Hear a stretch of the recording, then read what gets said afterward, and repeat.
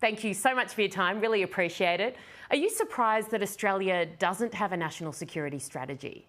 Well, great to be with you, Erin. It's really a pleasure. I mean, it is a little bit surprising. I will say that, over the last few years, I think Australia has been kind of leading the way in terms of, the focusing on China, but also updating its defense strategy. So, I think the Americans are probably not ones to be so critical. We haven't released a national security strategy under this administration either, but it is important for us all to be clear what we're trying to do in a world that's much more challenging and rivalrous.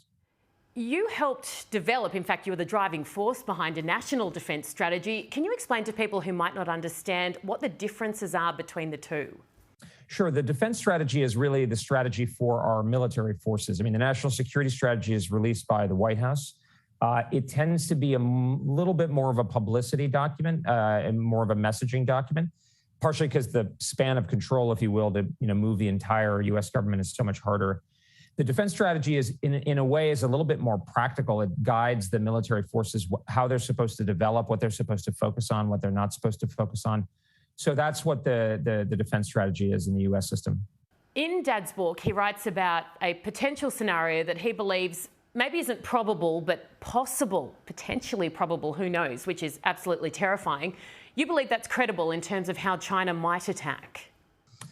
Absolutely. Well, I think he's really laid it out. And actually, obviously, he was onto this problem for some time ago if he wrote a book about it. I've kind of come around to it over the last kind of year or so, which is, in the past, I really thought that the Chinese would have a strong incentive to focus an attack as narrowly as possible around Taiwan.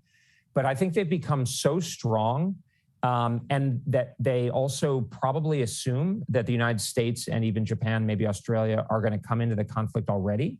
So as your father, I think, very eloquently and persuasively lays out, their incentives are to strike big and early in a pretty surprising way. That's what I'm worried about. And if you look at the evidence, for instance, Nikkei Asia here in Tokyo has reported this, the Chinese are conducting, tests against what are clearly American and Japanese ships and aircraft in the Gobi Desert, mock-ups. What that tells you is that's a surprise attack, because if a ship is worried about being hit, it's not going to be at pierside, or if an airplane is worried about being hit, it's going to be in the air or dispersed somewhere. So I think that gives real credence to what your father has been arguing. Whether we like it or not, in this country, we are reliant on you guys, the US, for security in our region and for our defence. Essentially, if something were to happen right now, should we be worried as a country under the Biden administration?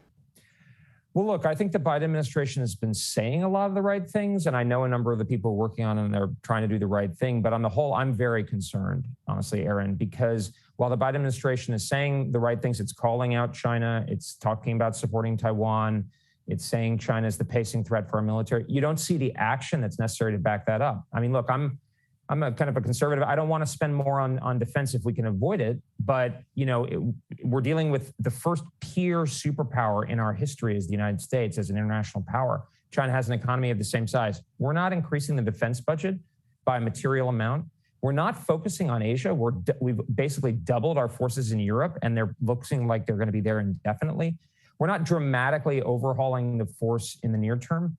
And the really frightening thing, frankly, is that there's increasing evidence and views, including by U.S. intelligence officials, that China may have an incentive to go in this decade. And we don't look like we're prepared. And again, I think Australia, with, say, the 2020 Defense Strategic Update, was trying to move forward on that and actually had more clarity, I would say, than the current American administration.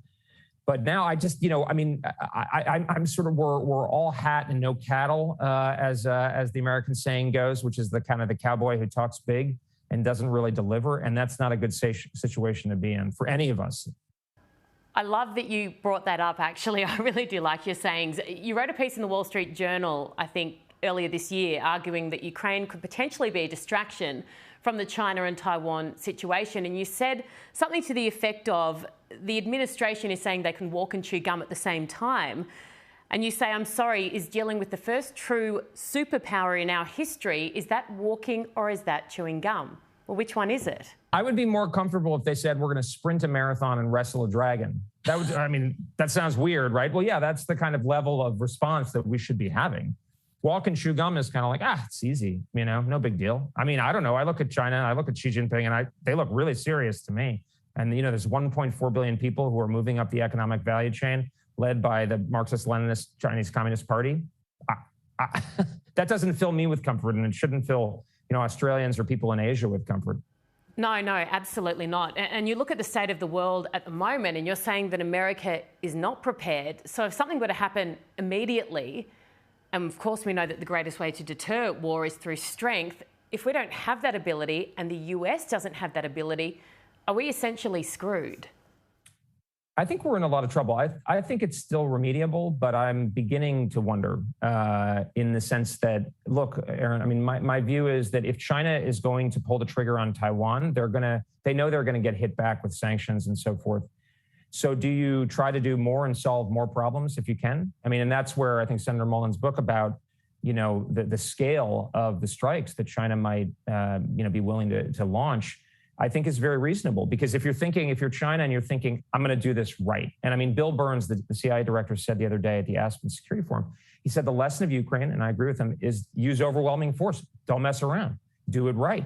And, as your father put it, I mean, this is similar to what the Japanese did, but it might work for the Chinese because the Japanese were 1/10 the American economy. I mean, it was kind of crazy what they did. But for China, it might actually work because they have the scale. They have the world's largest industrial base and shipbuilding industry. We did in 1941. So, I think so. I'm here in Japan. I'm urging them to triple their defense budget.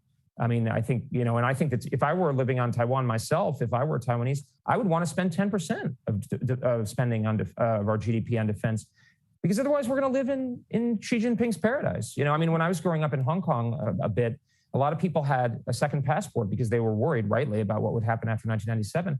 I think people in Taiwan, I mean, they probably should have the same kind of backup at this point because it's not looking good. Absolutely. And I think the point is made in the book as well that China would have learned lessons out of what Japan did. Now, they won't make those same mistakes again. Finally, you say that there's still potential that we can somehow rectify the situation that we are in. And when I say we, I mean the West. How do we do that in the amount of time required, given China have clearly been preparing for something for a very long time?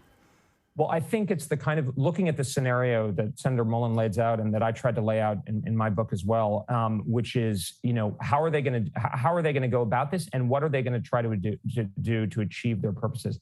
And we need the laser focus on what it is we need to do to kind of survive as a coalition. So I call this a strategy of denial. And I think Australia, in the last few years has been talking in a similar way, which is focus on defeating China's ability to project power. We're not going to get in there and regime change China. We're not going to transform China. We don't need to. We just need to prevent them from being able to push out naval and air and kind of marine ground forces and seize and hold the key territory of our allies, starting with Taiwan. As we can see from the Ukraine situation, if they can't seize and hold that key territory, they won't be able to subordinate our parts of our alliance network, including Taiwan, in practical terms. So that's all about missiles, sea mines, anti-air systems, space resilience, cyber architecture, the kinds of base hardening and dispersal that sounds a little mundane, and a readiness. And I would just say, I think the main point, and I said this in a connection with the recent Top Gun movie, maybe go back to the original Top Gun movie. If you remember, it's a movie about training, about readiness to fight the Soviet Union, basically, to be at a pitch level of readiness as if it might happen any time, and then it won't happen. And that's the kind of spirit I think we all need in Australia and the United States, but also in Japan and Taiwan. It's a brilliant analogy. It really is. Elbridge, Colby, thank you so much for your time tonight. Great. Well, thank you. I appreciate it.